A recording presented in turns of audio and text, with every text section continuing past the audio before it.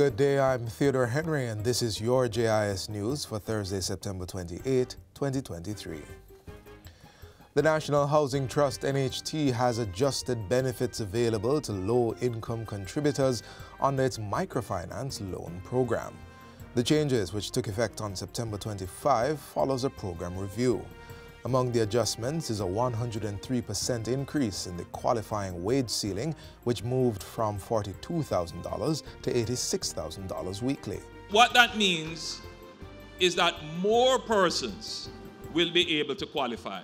Remember now, we have increased the minimum wage, so that might have pushed some people out of the qualifying band. So what we have done is to raise the qualifying band so that more persons can qualify. Prime Minister Andrew Holness made the announcement during yesterday's handover of 77 housing units and service lots in Windsor Hill, Trelawney.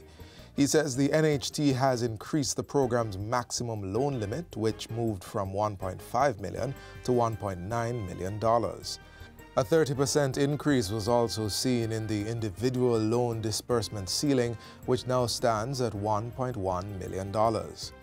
These amendments are in line with the NHT's thrust to provide added support to low-income persons who are members of credit unions. So that is the route through which you would access this housing microfinance program. Mr. Holness adds that an individual credit union member can now access up to $9.45 million, $7.5 million from the NHT, and the balance through the housing microfinance program. Contributors can now access a combined loan of up to $10.7 million to purchase a property on the open market worth $12.5 million.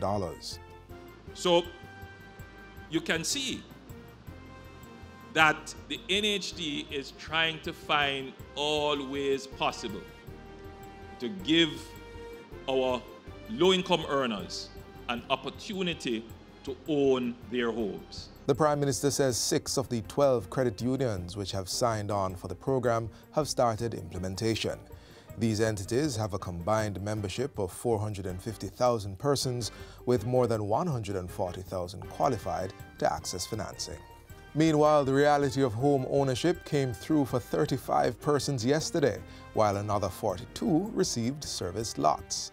Keys for the one-bedroom units and letters of possession for the service lots were distributed at a handover ceremony for Phase 1 of the Windsor Hill development.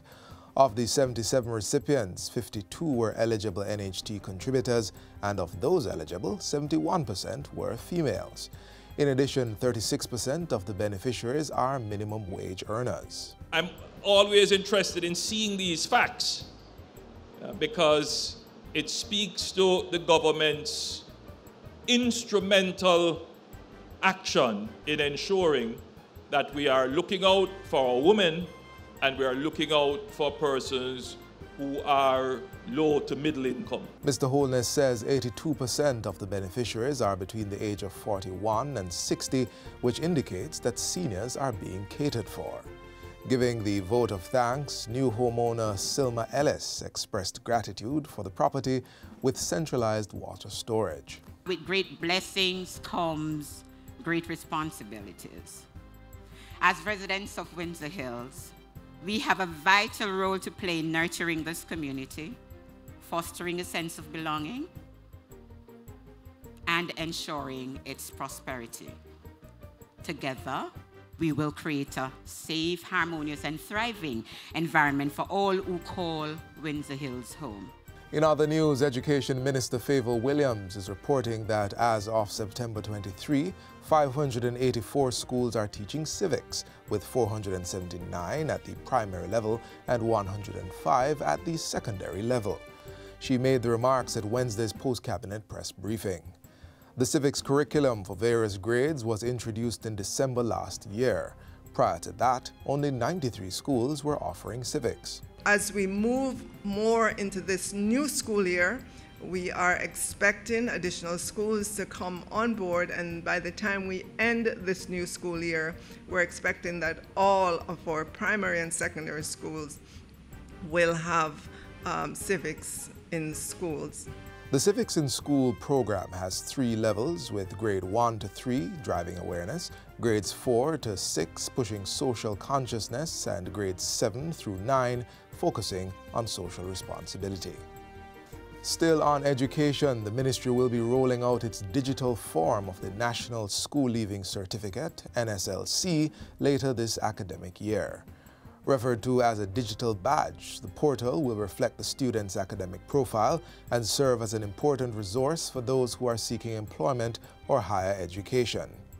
State Minister Marcia Smith made the announcement recently at the 48th International Association for Educational Assessment Conference in Kingston. The event was held under the theme Digitalizing Assessments and Credentials. This certificate is going to be issued on a tiered basis. The 5-year certificate will be issued for those who transition from high school into their associate degree programs, teachers' colleges, or university programs, which will be upgraded after they complete their associate degree or the first 2 years of their bachelor's degrees to a 7 years of high school diploma. Minister Smith says the ministry will collaborate with the Caribbean Examinations Council and City and Guilds to offer digital badges to students who have participated in their programs. And finally, the Electoral Office of Jamaica, EOJ, is extending the opening hours for all constituency offices this Saturday, September 30. This is to allow interested and eligible persons to meet the deadline to register to vote. EOJ offices will be opened from 9 a.m. to 3 p.m. Meanwhile, Jamaicans are being reminded that only persons registered on the voters list can vote in upcoming and future elections, polls, and referenda. Individuals who register after September 30 will have to wait to be added to the next list, which will be compiled by May 31, 2024. Applicants are advised to wear only bright or dark-colored clothing, not white or light colors, to have their photograph taken. Following this, a team from the EOJ will visit the applicant's residence to verify the address to complete the application process. Voter registration cards are free of cost. To be eligible, applicants must be at least 18 years of age, a Jamaican or Commonwealth citizen ordinarily resident in Jamaica for at least 12 months prior to registration. Individuals who are already registered to vote should not reapply. And that's it for JIS News Today. I'm Theodore Henry. Thanks for watching.